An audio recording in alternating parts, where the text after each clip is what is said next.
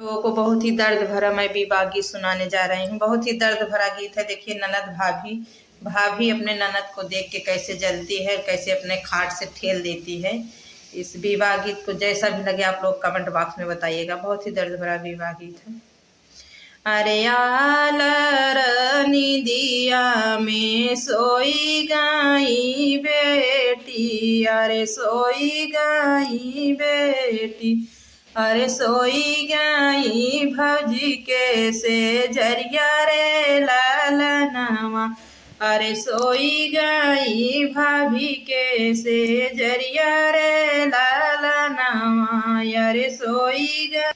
सोई गाई भाभी के से जरिया रे लालनावा, अरे बाहरे से भाभी भीतारे चली आई, भीतारे चली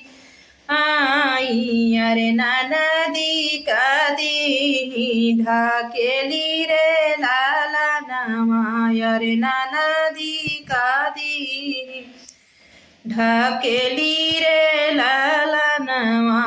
अरे ननदी का दिहली ढकेली रे लालनावा, अरे बाहरे से भैया भीतारे चलाया, भीतारे चलाया, अरे बहिनी कई मनवा उदास रे लालनावा, अरे बहिनी कई मनवा उदास रे लालनावा, अरे बहिनी कई मनवा उदास रे लालनावा,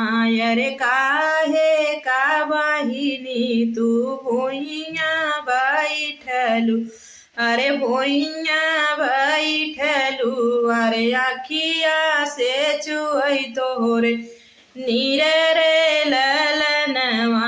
अरे आखिया से चुई तोरे नीरे रे लालनावा, अरे निदिया कई मातल भैया भौजी के से जिया, अरे भौजी के से जिया, अरे से जिया पे गए हम सोई रे वीरनवा, अरे से जिया पे गए हम सोई रे वीरनवा, अरे बहरे से भौजी भीतारे जब आई, भीतारे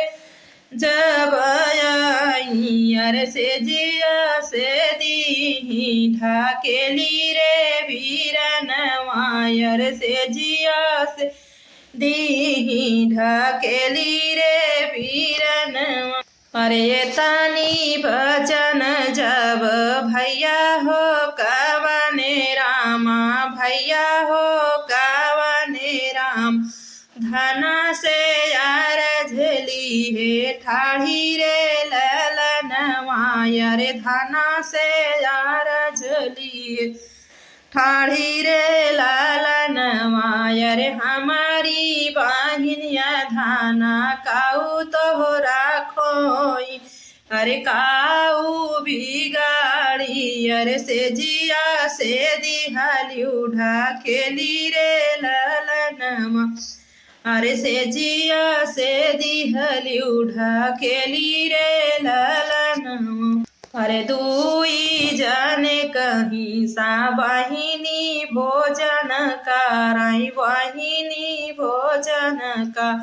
बहिनी का भेजा दूरी देश रे लालनावा, अरे बहिनी का भेजा दूरी देश रे लालनावा, अरे तानी बचन जब बहिनी सुनई, अरे तानी बचन जब बहिनी जसुनई, अरे भैया से यार झली है ठाढ़ी रे लालनावा, अरे भैया से यार झली है ठाढ़ी रे लालनावा,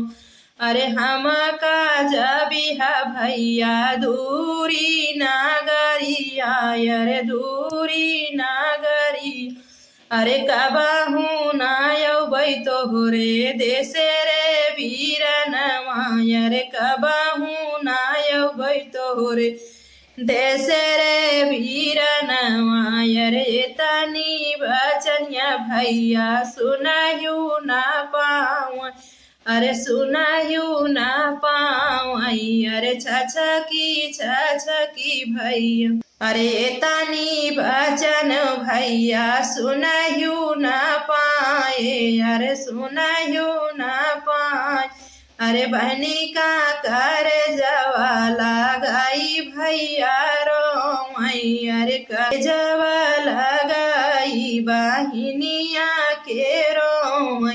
अरे जबले जियब बहिनी तबले तू आहू, अरे तबले तू आहू।